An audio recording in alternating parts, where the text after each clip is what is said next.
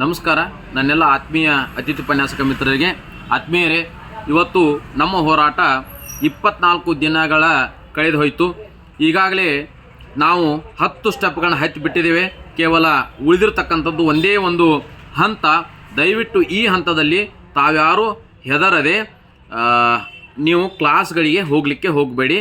ಏಕಂತಂದರೆ ಈಗಾಗಲೇ ಸರ್ಕಾರ ನಮಗೆ ಒಂದು ಬ್ಲೂ ಪ್ರಿಂಟನ್ನು ರೆಡಿ ಮಾಡಿ ಇಟ್ಟಿದೆ ಅಂತಕ್ಕಂಥ ಬಲ್ಲ ಮೂಲಗಳ ಮಾಹಿತಿ ಇದೆ. ಹಾಗಾಗಿ ತಾವ್ಯಾರೋ ಈ ಹಂತದಲ್ಲಿ ನಾವೇನಾದರೂ ಹೆದರಿ ತರಗತಿಗೆ ಏನಾದರೂ ಹೋದರೆ ನಮ್ಮಂಥ ಮೂರ್ಖರು ಈ ಜಗತ್ತಿನಲ್ಲಿ ಯಾರೂ ಇಲ್ಲ ಅಂತಕ್ಕಂಥ ಮಾತನ್ನು ಹೇಳ್ತಾ ಇದ್ದೇನೆ.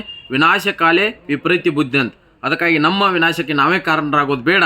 ಈಗಾಗಲೇ CLP ಮೀಟಿಂಗ್ದಲ್ಲಿ ಸನ್ಮಾನ್ಯ ಮುಖ್ಯಮಂತ್ರಿಗಳು ನಮ್ಮ ಬಗ್ಗೆ ಒಂದು ನೀಲನಕ್ಷೆನ ರೆಡಿ ಮಾಡಿ ಅವರಿಗೆ ಒಳ್ಳೆಯದನ್ನು ಮಾಡಿ ಅವರಿಗೆ ಭದ್ರತೆ ಕೊಡ್ತಕ್ಕಂಥ ಕೆಲಸವನ್ನು ಮಾಡಿ ಅಂತ ಹೇಳಿಬಿಟ್ಟಿದ್ದಾರೆ. ಹಾಗಾಗಿ ಎಲ್ಲ ಜಂಟಿ ನಿರ್ದೇಶಕರು, ಆನಂತರ ನಮ್ಮ ಸಚಿವರು, ಅಧಿಕಾರಿಗಳು ಸೇರಿಕೊಂಡು ಒಂದು ನೀಲನಕ್ಷೆಯನ್ನು ನಮ್ಮ ಭದ್ರತೆಗೆ ಸಂಬಂಧಪಟ್ಟಂಗೆ ಮಾಡಿಟ್ಟಿದ್ದಾರೆ.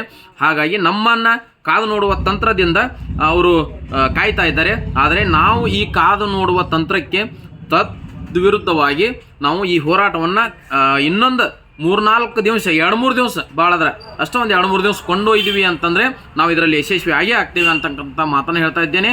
ಈಗಾಗಲೇ ಅನೇಕ ಪ್ರಗತಿಪರ ಸಂಘಟನೆಗಳು ನಮ್ಮ ಬೆನ್ನಿಗೆ ನಿಂತಿದ್ದಾವೆ. ಅದರಲ್ಲಿ ABVP ಇರ್ಬೋದು, AIDSO ಇರ್ಬೋದು, ರೈತ ಸಂಘ ಇರ್ಬೋದು, ಆನಂತರ ಕರ್ನಾಟಕ ರಕ್ಷಣಾ ವೇದಿಕೆ ಇರ್ಬೋದು, ಇನ್ನುಳಿದ ಅನೇಕ ಈ ಪ್ರಗತಿಪರ ಸಂಘಟನೆಗಳು ಕೂಡ ಅತಿಥಿ ಉಪನ್ಯಾಸಕರ ಬೆನ್ನಿಗೆ ನಿಂತು ಅತಿಥಿ ಉಪನ್ಯಾಸಕರಿಗೆ ನ್ಯಾಯಯುತವಾದ ಬೇಡಿಕೆ ಇದೆ, ಸಂವಿಧಾನಬದ್ಧವಾಗಿರ್ತಕ್ಕಂಥ ಅವರ ಹಕ್ಕನ್ನು ಕೇಳ್ತಾ ಇದ್ದಾರೆ. ಹಾಗಾಗಿ ಅವರಿಗೆ ಆ ಹಕ್ಕನ್ನು ಕೊಡಬೇಕು ಅಂತಕ್ಕಂಥ ಒತ್ತಡವನ್ನು ಸರ್ಕಾರದ ಮೇಲೆ ಹಾಕ್ತಾ ಇದ್ದಾರೆ.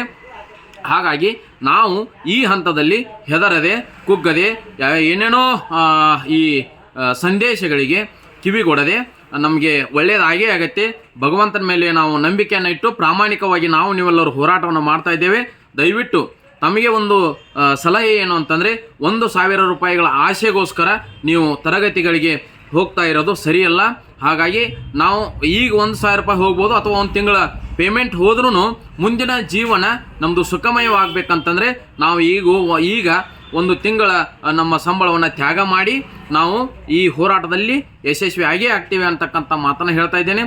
ತಾವ್ಯಾರೂ ಕೂಡ ಈ ಬೇರೆ ಬೇರೆ ಸಂದೇಶಗಳಿಗೆ ಕಿವಿಗೊಡದೆ ಪ್ರಾಮಾಣಿಕರಾಗಿ ನಾವು ಸ್ವಾಭಿಮಾನದಿಂದ ಆನಂತರ ನೈತಿಕ ಹೊಣೆಯನ್ನು ಹೊತ್ತು ಇಡೀ ಕರ್ನಾಟಕ ರಾಜ್ಯಾದ್ಯಂತ ಅತಿಥಿ ಉಪನ್ಯಾಸಕರ ಹೋರಾಟ ಇವತ್ತು ಸ್ಟಾರ್ಟ್ ಆಗಿದೆ.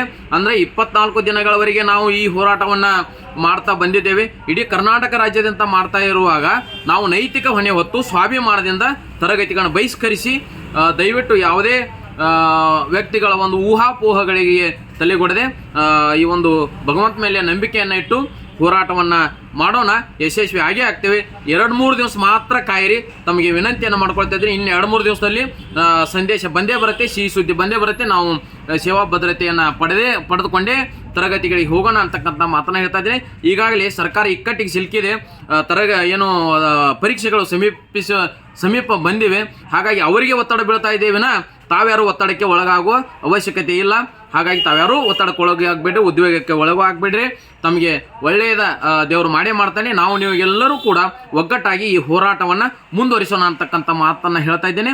ದಯವಿಟ್ಟು ಯಾರು ಅಂಜದೆ ಅಳುಕದೆ ಊಹಾಪೋಹಗಳಿಗೆ ತಲೆಗೊಡದೆ ನಮ್ಮ ಹೋರಾಟವನ್ನು ಮುಂದುವರಿಸೋಣ ಅಂತಕ್ಕಂಥ ಮಾತನ್ನು ಹೇಳ್ತಾ ಇದ್ದೇನೆ. ನಮಸ್ಕಾರ. ಜೈ ಹಿಂದ್, ಜೈ ಅತಿಥಿ ಉಪನ್ಯಾಸಕ.